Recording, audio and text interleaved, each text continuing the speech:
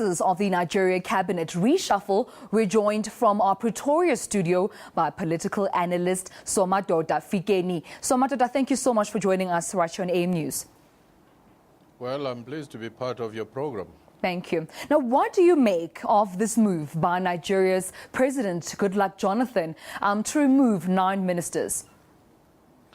Well, it is informed primarily by 2 things. The first one, the problems within his party, the People's Democratic Party, which is facing implosion or fragmentation, which has openly challenged his authority.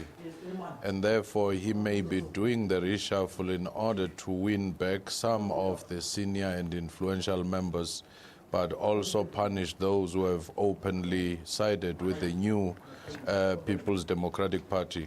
The second one might also be a question of him struggling to make an impression in terms of his legacy, because so far he is the kind of a president who has merely managed but not made a big impression, not left a trail behind.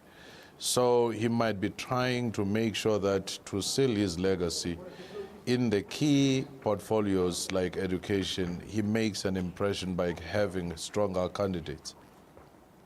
Now, Professor, we understand that there have been reports on the split within the ruling People's Democratic Party has been placed at the center of Jonathan's assumed plan to run again in 2015. Could this be another reason for the reshuffle?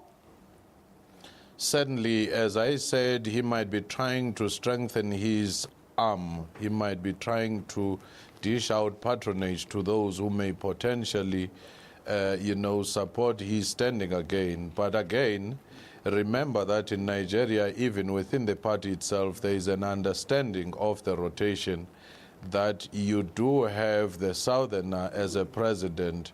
Then thereafter, you'll have, after the term of the southerner, the one person from the north.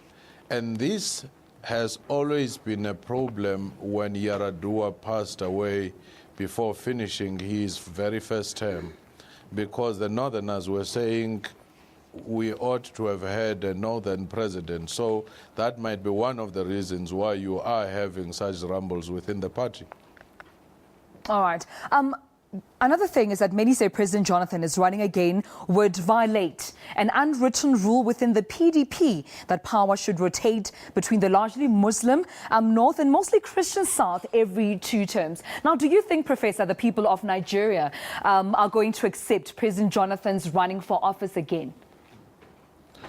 I do think that there will be people who may like his style and him being moderate in a sense, and they may also have benefited from him, therefore will want him to run again.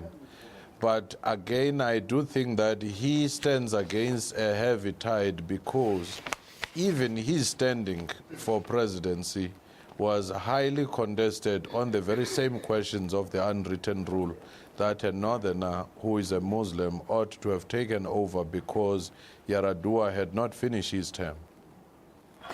Now, we understand that violence is always high during election time. Do you think this new breakaway party from the PDP may worsen the violence as rivals use unemployed youth material to settle scores?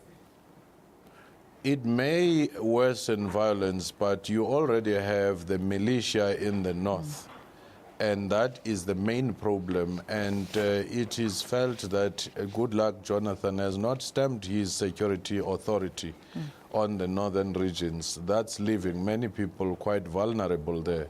Yes. But also others argue that a northerner may go a long way in pacifying the restless north, which is in the Sahel region, in believing that they do have their own men in Nigeria, therefore their needs will be taken care of. All right. Thank you so much. That was political analyst Professor Somadoda Fikeni. Thank you so much for joining us.